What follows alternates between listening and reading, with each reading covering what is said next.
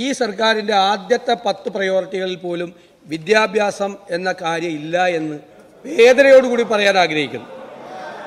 Sir, ഇവിടെ മന്ത്രി അവതരിപ്പിച്ച കണക്കുകൾ സർക്കാരിൻ്റെ വെബ്സൈറ്റിലെ കണക്കുകളുമായി യാതൊരു ബന്ധമില്ലാത്ത കണക്കുകളാണ്. സർക്കാരിൻ്റെ വെബ്സൈറ്റിൽ ആകെയുള്ള സീറ്റുകൾ പാസ്സായ എലിജിബിലിറ്റിയുള്ള +2 ചേരാൻ എലിജിബിലിറ്റിയുള്ള കുട്ടികളുടെ എണ്ണം, ഇത് തമ്മിലുള്ള ഗ്യാപ്പ്, അത് VHSCയും അതുപോലെ എല്ലാം കഴിഞ്ഞിട്ടുള്ള ഗ്യാപ്പ് സർക്കാരിൻ്റെ വെബ്സൈറ്റിൽ തന്നെ വളരെ വ്യക്തമാണ്. നിങ്ങളുടെ മാർജിനൽ ഇൻക്രീസ് കഴിഞ്ഞിട്ടും ഈ 6 ജില്ലകളിൽ മൈനസാണ് നിൽക്കുന്നത്, സീറ്റുകൾ മൈനസ് നിൽക്കുന്നത്. ഇവിടെ ഒരു വളരെ വിചിത്രമായ വാദം നിങ്ങൾ കൈയടിച്ചു, ഞാൻ അത്ഭുതപ്പെട്ടു. അതായത് ഫസ്റ്റ് അലോട്ട്മെന്റ് കഴിഞ്ഞിട്ടും മലപ്പുറത്ത് 17,000 സീറ്റ് ഒഴിഞ്ഞിടക്കുകയാണ്. നമസ്കാരം. മാറി മാറി വന്ന എല്ലാ സർക്കാരിൻ്റെയും ആദ്യത്തെ പ്രയോറിറ്റി എന്ന് പറയുന്നത് കുട്ടികളുടെ വിദ്യാഭ്യാസമാണ്.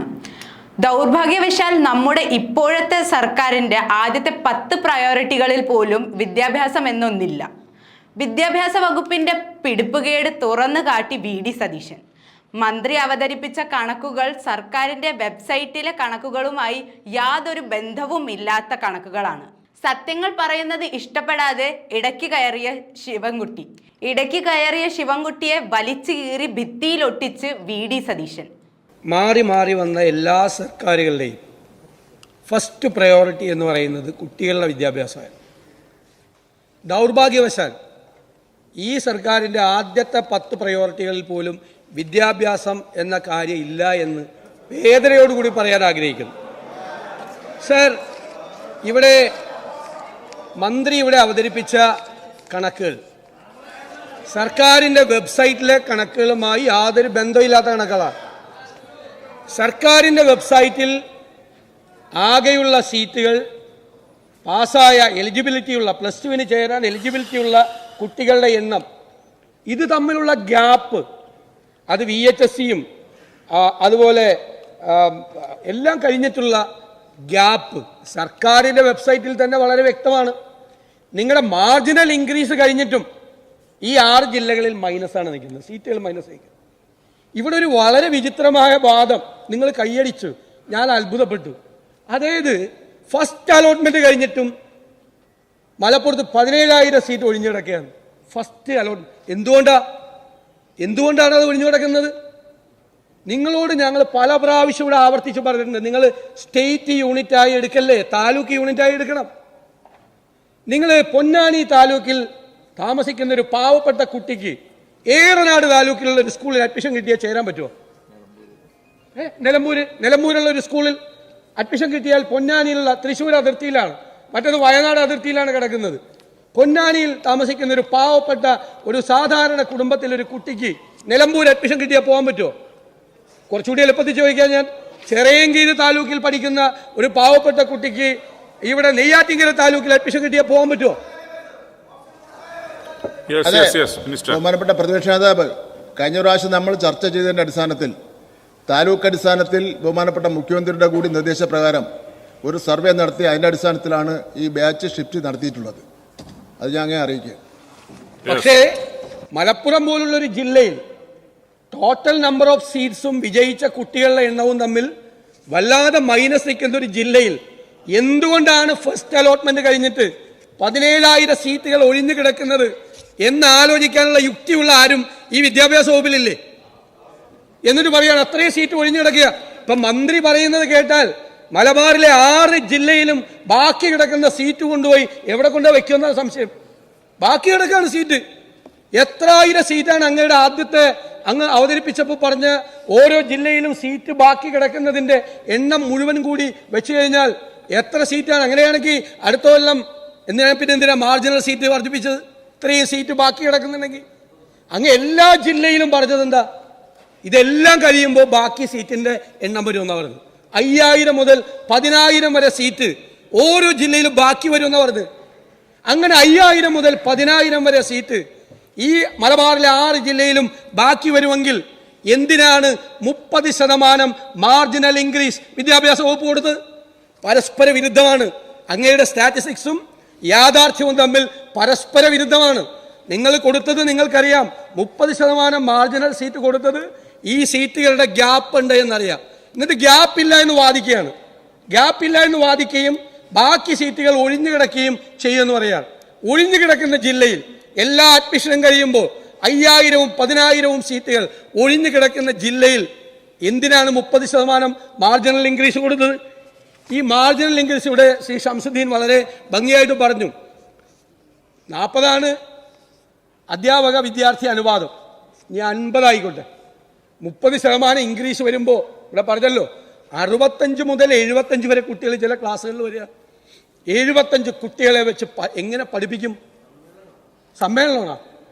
വിദ്യാർത്ഥി സമ്മേളനമാണോ നടക്കുന്നത്? അധ്യാപകൻ എങ്ങനെയാണ് ക്ലാസ് എടുക്കുന്നത്?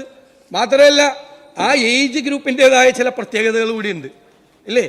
ആ ഏജ് ഗ്രൂപ്പ് ഒരു ടീനേജിൻ്റെ മധ്യത്തിലാണ്. ടീനേജിൻ്റെ മധ്യത്തിലുള്ളൊരു ഏജ് ഗ്രൂപ്പാണ്. വളരെ ക്രൂഷ്യലായിട്ടുള്ള ഒരു സമയമാണ് ആ വിദ്യാർത്ഥികളുടെ സമയം ജീവിതത്തിൽ. അവർക്ക് ശാരീരികമായും മാനസികമായും ഒക്കെ വളരെ വേഗത്തിൽ വ്യതിയാനങ്ങൾ ഉണ്ടാകുന്ന ഒരു സമയമാണ്.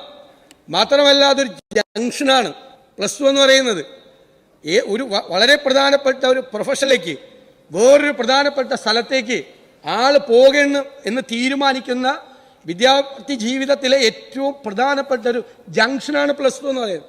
അവിടെയാണ് ആ വിദ്യാഭ്യാസ നിലവാരം മുഴുവൻ തകർത്ത് തരിപ്പണമാക്കിക്കൊണ്ട് 75 പിള്ളേരെ വെച്ച് ക്ലാസ് എടുക്കുന്നു.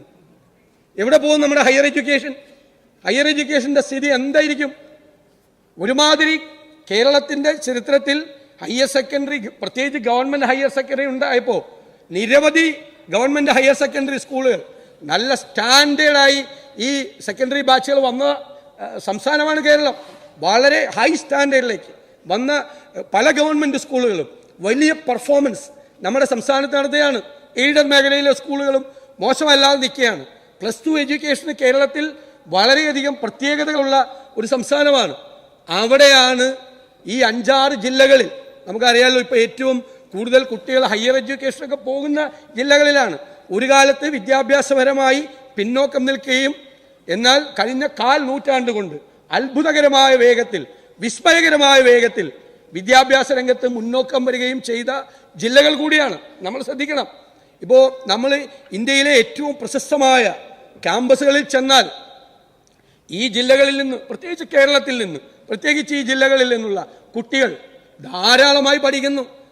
ഡൽഹിയിലെ ഡൽഹി യൂണിവേഴ്സിറ്റിയിൽ, JNUവിൽ, സെൻറ്റ് സേവിയേഴ്സിൽ, അതുപോലെ ഇന്ത്യയിൽ അറിയപ്പെടുന്ന വിദ്യാഭ്യാസ സ്ഥാപനങ്ങളിലെല്ലാം ഒരു കാലത്ത് വിദ്യാഭ്യാസപരമായി പിന്നോക്കം നിന്നിരുന്ന വിദ്യാർത്ഥികൾ വലിയ പ്രൊഫഷണൽ കോഴ്സുകളിലേക്ക്, വലിയ കോഴ്സുകളിലേക്ക് പോയിക്കൊണ്ടിരിക്കുന്ന ഒരു കാലമാണ്. വളരെ വിസ്മയകരമായൊരു മുന്നേറ്റം നടക്കുന്ന ഒരു കാലമാണ്. അതിൻ്റെ ചിറകൊടിക്കാൻ മാത്രം, ആ പറക്കൽ, കുട്ടികൾ പറന്നു പോകുന്നതിൻ്റെ ചിറക് അരിഞ്ഞു കളയാൻ വേണ്ടി മാത്രമാണ് ഈ സംവിധാനം ഉപകരിക്കുകയുള്ളൂ. അതുകൊണ്ട് ഇത് സത്യം പറഞ്ഞാൽ ഏച്ചു കെട്ടി വയ്ക്കുകയാണ് ഈ സംവിധാനം. ഇതൊരു പരിഹാരമല്ലെന്ന് ബഹുമാനപ്പെട്ട വിദ്യാഭ്യാസ മന്ത്രിക്ക് നന്നായിട്ട് അറിയാം. അദ്ദേഹം അറിയാത്ത ആളൊന്നുമല്ല. അദ്ദേഹത്തിന് നന്നായിട്ട് അറിയാം ഇതൊരു പരിഹാരമല്ലാന്ന്. പക്ഷെ അദ്ദേഹത്തിന് ഇങ്ങനെ വാദിക്കേണ്ടി വരും. ഞങ്ങൾ ചോദിച്ചത് എന്തുകൊണ്ട് നിങ്ങളുടെ പ്രയോറിറ്റി ആയില്ല എന്ന് ചോദിച്ചത് ഷംസുദ്ദീനോട് പറഞ്ഞ കാര്യം തന്നെയാണ്. നിങ്ങൾ മറ്റു കാര്യങ്ങൾക്ക്, ആവശ്യമില്ലാത്ത കാര്യങ്ങൾക്ക് പണം ചെലവാക്കുമ്പോൾ അഡീഷണൽ ബാച്ചുകൾ അനുവദിച്ചാൽ ഉണ്ടാകുന്ന സാമ്പത്തികമായ ബുദ്ധിമുട്ടുകളെ കുറിച്ചാണ് നിങ്ങൾ പറയുന്നത്. നിങ്ങളുടെ ഫസ്റ്റ് പ്രയോറിറ്റി ഈ വിദ്യാഭ്യാസമായിരുന്നുവെങ്കിൽ നിങ്ങൾ വേറെ പല അനാവശ്യമായ കാര്യങ്ങൾക്കും ചെലവാക്കിയിരുന്ന പണം പ്രയോറിറ്റിയല്ല. എന്താണ് നമ്മൾ പ്രയോറിറ്റി എന്ന് പറയുന്നത്? മുൻഗണന കൊടുക്കുന്ന ഓരോ മേഖലകളാണ്, ഓരോ സെക്ടറാണ്, അതിലേക്ക് കൊടുക്കാം. ഞങ്ങൾ പണ്ടും പറഞ്ഞിട്ടുണ്ട്, നിങ്ങൾ ഈ ഇടത്തോട്ട് ഇൻഡിക്കേറ്റർ ഇട്ട് വലത്തോട്ട് വണ്ടി കൊണ്ടുപോകുന്ന ആളാണ്. ബഹുമാനപ്പെട്ട ബിഷപ്പ് മാർ കൂറിലോസ് പറഞ്ഞതുപോലെ വലത്തേക്ക് തീവ്ര വലതുപക്ഷ വ്യതിയാനമാണ്. നിങ്ങൾക്ക് പ്ലാനിംഗ് ഇല്ല. പ്ലാനിങ്ങിൽ നിന്ന് നിങ്ങൾ പ്രോജക്റ്റിലേക്ക് പോവുകയാണ്. അതാണ് തീവ്ര വലതുപക്ഷ വ്യതിയാനം എന്ന് പറയുന്നത്. ഡൽഹിയിൽ മോഡി ഗവൺമെൻറ് അങ്ങനെ തന്നെയാണ്. അവർ നെഹ്റുവിൻ്റെ കാലത്ത് പോലുണ്ടായ പ്ലാനിങ് വഴിയിൽ ഉപേക്ഷിച്ച് പ്രോജക്റ്റിൻ്റെ പുറകെ പോവുകയാണ്. നിങ്ങളിവിടെ കിഫ്ബിയൊക്കെ കൊണ്ടുവന്നപ്പോൾ ഞങ്ങൾ പറഞ്ഞു, നിങ്ങൾ ഡീവിയേഷനാണ്, എക്സ്ട്രീം റൈറ്റ് ഡീവിയേഷനാണ്, വലത്തോട്ട് പോവുകയാണ്. അതുകൊണ്ടാണ് ഇപ്പോൾ ഈ 8 വർഷം മുമ്പ് ഗവൺമെൻറ് വന്നപ്പോൾ ആദ്യത്തെ 2-3 വർഷം കൊട്ടിഘോഷിച്ച എന്താ കണ്ടില്ലേ? പൊതുവിദ്യാഭ്യാസ യജ്ഞം, കുട്ടികൾ ഒഴുകി വരികയാണ് പൊതുവിദ്യാലയങ്ങളിലേക്ക്. നിങ്ങൾ വളരെ ഫലപ്രദമായി അത് അവതരിപ്പിച്ചു, പബ്ലിക്കിൻ്റെ മുമ്പിൽ നിങ്ങളത് അവതരിപ്പിച്ചു. നിങ്ങളുടെ ഗവൺമെൻറ് വന്നതിന് ശേഷം പൊതുവിദ്യാലയങ്ങളിലേക്ക് ഒഴുക്കാണ് എന്ന് നിങ്ങൾ പറഞ്ഞു, പ്രചരിപ്പിച്ചു. ഇപ്പോഴുള്ള സ്ഥിതി എന്താ? ഒന്ന് കണക്കെടുത്ത് നോക്ക് കണക്ക്. കഴിഞ്ഞ വർഷം 1,00,000-ഓളം കുട്ടികളാണ് കുറഞ്ഞത്. ഈ വർഷവും കുറഞ്ഞു. ഗൗരവതരമായി പൊതുവിദ്യാലയങ്ങളിലേക്ക് വരുന്ന കുട്ടികളുടെ എണ്ണം കുറയുകയാണ്. ഇപ്പോൾ നിങ്ങൾ മിണ്ടാത്തതിനെ പറ്റി. ഇല്ലെങ്കിൽ എന്തായിരുന്നു ഇതിന് പ്രചരണം? ഇപ്പം മിണ്ടുന്നില്ല അതിനെപ്പറ്റി. പൊതുവിദ്യാലയങ്ങളിലേക്ക് വരുന്ന കുട്ടികളുടെ എണ്ണം 10,000-കണക്കിന് കുറയുകയാണ്. നേരത്തെ CBSE 10th കഴിഞ്ഞാൽ സ്റ്റേറ്റ് സിലബസിലേക്ക് കുട്ടികൾ വരുമായിരുന്നു ധാരാളം. ഇപ്പോൾ സ്റ്റേറ്റ് സിലബസ് CBSE സിലബസ് കഴിഞ്ഞ് സ്റ്റേറ്റ് സിലബസിലേക്ക് വരുന്ന കുട്ടികളുടെ എണ്ണം ഗൗരവതരമായി കുറഞ്ഞിരിക്കുന്നു. കണക്ക് നോക്കിക്കോ. കഴിഞ്ഞ 4-5 വർഷക്കാലത്തെ കണക്ക് നോക്കിക്കോ. നേരത്തെ മറ്റത് പഠിക്കാൻ ഭയങ്കര പാടാണ്. പിന്നെ പ്രൊഫഷണൽ കോഴ്സുകളിൽ പോകുമ്പോൾ +2-ന് കുറച്ചുകൂടി മാർക്ക് കിട്ടാൻ CBSEയേക്കാൾ ബെസ്റ്റ് സ്റ്റേറ്റ് സിലബസാണ്. അങ്ങനെ നല്ല ഒരു ഇറോഷൻ CBSEയിൽ നിന്ന് സ്റ്റേറ്റ് സിലബസിലേക്ക് ഉണ്ടായിരുന്നു. അതിപ്പോൾ കംപ്ലീറ്റ് ആയിട്ട് ഏകദേശം നിൽക്കുകയാണ്, വരുന്നില്ല. വരാത്ത എന്തുകൊണ്ടാണ്? ക്വാളിറ്റി ഓഫ് എഡ്യൂക്കേഷൻ അതില്ല, അഡ്മിഷൻ ഉറപ്പില്ല. മനസ്സിലായില്ല? അഡ്മിഷൻ ഉറപ്പില്ല, നല്ല സ്കൂളിൽ കിട്ടുമെന്ന് ഉറപ്പില്ല. ഇത് വളരെ ഗൗരവത്തോടുകൂടി കൈകാര്യം ചെയ്തില്ലെങ്കിൽ നമ്മുടെ പൊതുവിദ്യാഭ്യാസ മേഖല തളർന്നു പോകും. അതുകൊണ്ട് നിങ്ങൾ കാര്യം എന്താണ് എന്ന് മനസ്സിലാക്കിയിട്ട് വേണം ഇത് ചെയ്യാൻ. ഇപ്പോൾ ഇവിടെ പറഞ്ഞതുപോലെ കാർത്തികേയൻ കമ്മിറ്റി റിപ്പോർട്ടൊക്കെ നിങ്ങൾ തന്നെ വെച്ച കമ്മിറ്റി റിപ്പോർട്ടും കാര്യങ്ങളൊക്കെ ഉണ്ട്. അവിടെ കുറവാണെന്ന് ആൾക്കറിയാത്ത നിങ്ങളൊക്കെ ആ ജില്ലകളിൽ നിന്ന് വരുന്ന എത്രയോ MLAമാരുണ്ട്, എത്രയോ കുട്ടികൾ നിങ്ങളെയൊക്കെ വന്ന് കാണുന്ന രക്ഷകർത്താക്കളൊക്കെ നിങ്ങൾക്ക് അറിയാമല്ലോ യാഥാർത്ഥ്യം. അവിടെ നിന്ന് വരുന്ന ജനപ്രതിനിധികൾക്ക് അറിയാമല്ലോ, അല്ലാത്തവരെ ബഹളം ഉണ്ടാക്കുന്നത്. അവിടെ നിന്ന് വരുന്ന ജനപ്രതിനിധികൾക്ക് അറിയാമല്ലോ ആവശ്യമായ സീറ്റ് അവിടെ ഇല്ല, ആഗ്രഹിക്കുന്നത് പോലെ പഠിക്കാൻ പറ്റുന്നില്ല. ഇതൊരു യാഥാർത്ഥ്യമാണ്. സാറേ, ഇതൊക്കെയാണ് ഈ സഭ ചർച്ച ചെയ്യേണ്ടത്, ഗൗരവത്തോടുകൂടി ചർച്ച ചെയ്യേണ്ടത്. അല്ലാത്ത കാര്യങ്ങളൊന്നും അല്ലല്ലോ പറയുന്നത്, ഗൗരവത്തോടുകൂടി.